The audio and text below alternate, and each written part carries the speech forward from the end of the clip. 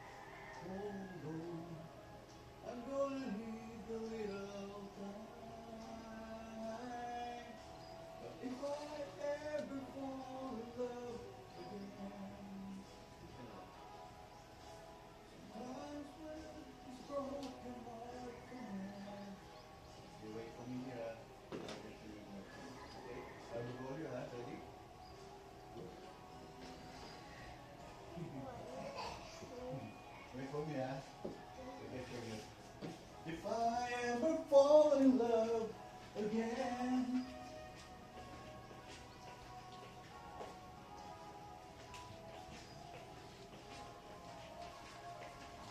You.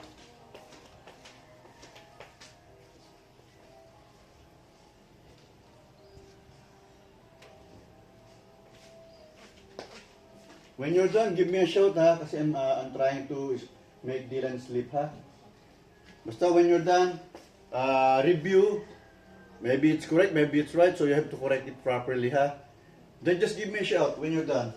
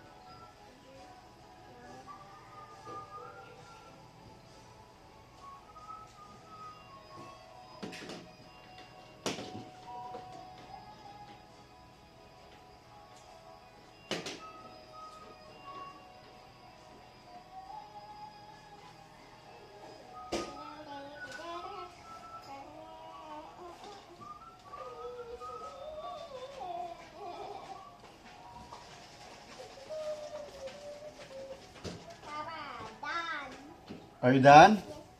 Okay, I'm coming out.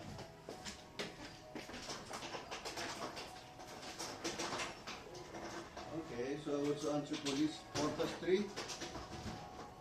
I told you to start counting from 4, the biggest number 1, and then the 3. still have 3. Yeah, 3. Oh. 3, that count. No. Oh. From 4, what's the next number? 5. Oh, mali.